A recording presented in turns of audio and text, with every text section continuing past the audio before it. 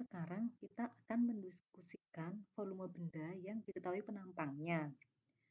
Rekan-rekan ingat jika di pertemuan sebelumnya, misalnya kita mau menghitung volume benda putar, misalnya ini ya, saya punya di sini sumbu X, kemudian sumbu Y. Kemudian misalnya rekan-rekan punya grafik seperti ini, jika diputar, maka petanya nanti kira-kira di sini ya. Nah, teman-teman kan yang kemarin itu mengambil satu potong, kemudian hasilnya ini diputar, bentuknya nanti akan jadi keping pipih seperti tabung itu ya. Nah, jika teman-teman amati, sebenarnya ketika teman-teman motong di sini, satu bagian ini dipotong, ini jadi satu sampel di sini sebenarnya. Nah, ini misalnya sumbu X dan sumbu Y-nya ini seakan-akan teman-teman tidurkan begini ya. Di sini sumbu X, taruhlah di sini sumbu Y, misalnya koordinat kartesiusnya itu seperti kita tidurkan di lantai begitu ya. Kemudian ini jadi grafiknya. Nah, maka sebenarnya satu potongan yang teman-teman pilih itu kan di sini.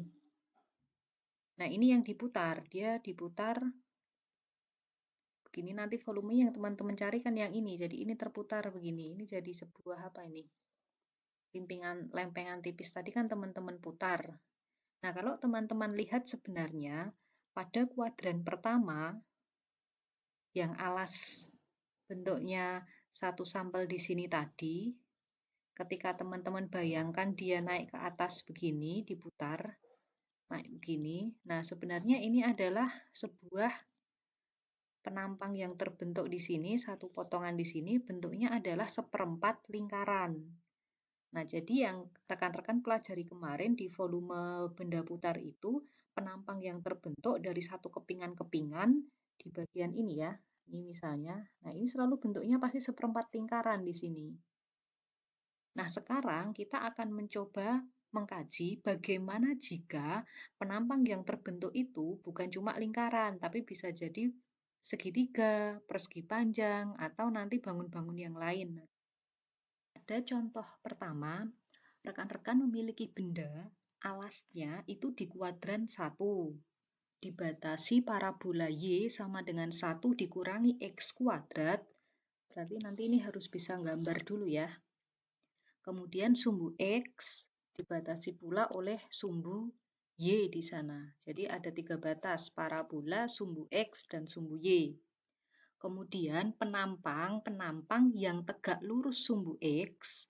Jadi seperti kasus tadi ya di sini. Nah, kalau di dalam ini maksudnya adalah ini sumbu X.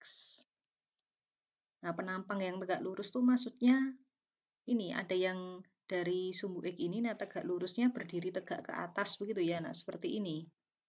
Seperti ini ada yang tegak ke atas dengan sumbu X di sini. Nah, jika yang kita kaji tadi, penampang yang tegak lurus itu kan bentuknya seperempat lingkaran. Nah, sekarang yang akan kita kaji sekarang, penampangnya di soal nomor 1 ini bentuknya adalah bujur sangkar.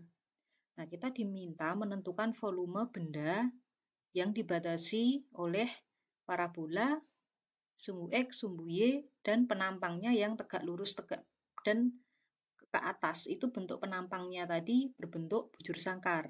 Ini di contoh C1 bukan setengah X kuadrat ya, ini seharusnya di sini adalah seperempat ya, mohon maaf ya, kita sesuaikan soal yang ada di contoh 1 di sini. Ini ada di halaman 112 ya. Nah, pertama rekan-rekan harus bisa menggambar dulu parabolanya. Jadi Y sama dengan 1 min seperempat X kuadrat, ini pertama kita cari titik potong dengan sumbu X, berarti Y-nya 0 nanti. Jika Y-nya 0, rekan-rekan peroleh 0 sama dengan, ini kita samakan penyebutnya ya, menjadi 4 dikurangi X kuadrat. Jadi di sini diperoleh 2 min X dan 2 plus X. Jadi titik potongnya di X sama dengan 2 atau X sama dengan negatif 2. Jadi dari sini teman-teman peroleh 2,0 dan min 2,0. Kemudian kita cari juga ketika X-nya sama dengan 0. berarti ketemu Y-nya adalah 1 ya. Jadi 0,1. Kemudian kebetulan karena di sini ini nilainya 2 dan min 2 berarti tengah-tengahnya 0 ya. Titik puncaknya ada di 0 nanti pas ya. Di sini X-nya 0, Y-nya 1. Nah, kemudian kita lihat sketsanya.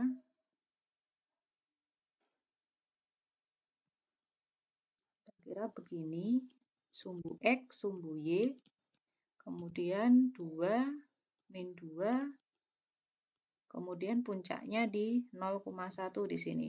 Jadi grafiknya lebih kurang nanti akan lewat ketiga titik itu ya, begini. Karena hanya di kuadran 1, maka yang ada di sebelah kiri sumbu Y bisa kita buat putus-putus grafiknya ya.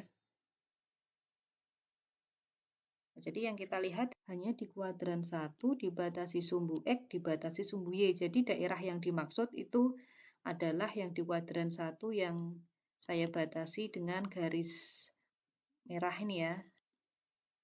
Nah, sekarang ini teman-teman bayangkan ini kita tidurkan begitu ya.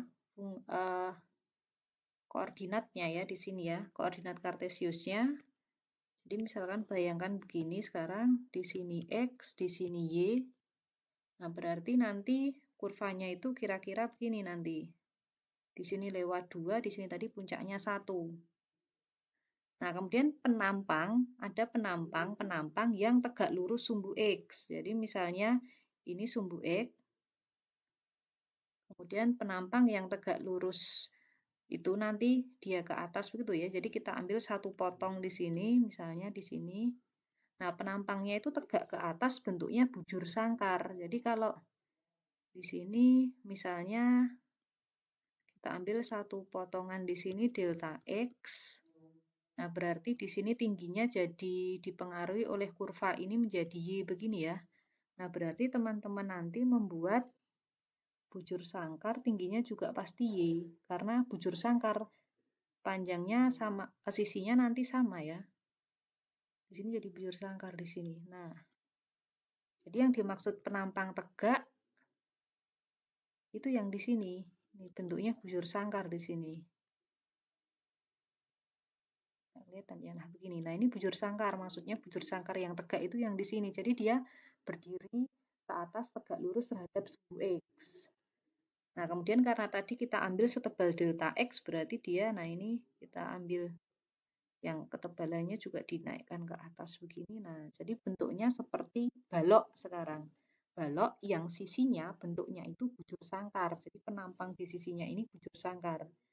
Nah, kemudian balok-balok ini kita susun ada banyak nanti karena dia kan kita ambil ini hanya delta X. Jadi nanti kita ambil banyak balok, di sini ada banyak tak hingga. Nah, kemudian yang diminta di soal ini adalah berapakah volume jika penampangnya ke atas nanti bentuknya ini balok-balok semua. Jadi ini balok bentuknya bujur sangkar semua nanti ya. Nah, ini berapa nanti volume yang ada di kuadran 1 yang daerah alasnya di kuadran 1, kemudian berdiri penampang tegaknya berbentuk bujur sangkar. Nah, kita akan menggunakan teknik seperti kemarin ya. Potong, kemudian aproksimasi, kemudian kita integralkan. Jadi saya hapus ya, biar kelihatan satu potongan saja, biar rekan-rekan mudah membayangkannya nanti. Potong, aproksimasi, integralkan. Jadi kita ambil satu bagian tadi, misalnya ini sudah jadi baloknya, ini yang apa namanya, jadi balok, tapi ini bentuknya sisinya di sini bujur sangkar ya. Nah, jadi bujur sangkarnya yang dimaksud itu yang ini loh. Berarti nanti ketebalannya ini adalah delta X. Nah, kemudian panjangnya ini sampai sini karena dipengaruhi di sini berarti ini Y-nya. Karena bujur sangkar berarti ke sini juga harus Y. Nah, volume baloknya berarti rekan-rekan bisa hitung setelah dipotong kita dekati aproksimasi itu ya. Volumenya menjadi Y dikali Y dikali delta X. Dengan syarat Y-nya ini tadi jangan lupa dipengaruhi oleh parabola. Jadi ini nanti kita gunakan rumus parabolanya. Parabolanya tadi 1 min 1/4 X kuadrat. Karena Y-nya di sini ada 2 kali, di sini Y kuadrat ya. Delta X. Jadi nanti volume totalnya, teman-teman lihat X-nya bergerak dari di sini 0 ya, sampai di sini tadi 2. Berarti nanti volume totalnya adalah integral 0 sampai dengan 2, 1 min 1/4 X kuadrat dikuadratkan dx. Nah, ini hasilnya berapa? Ini adalah volume yang dimaksud.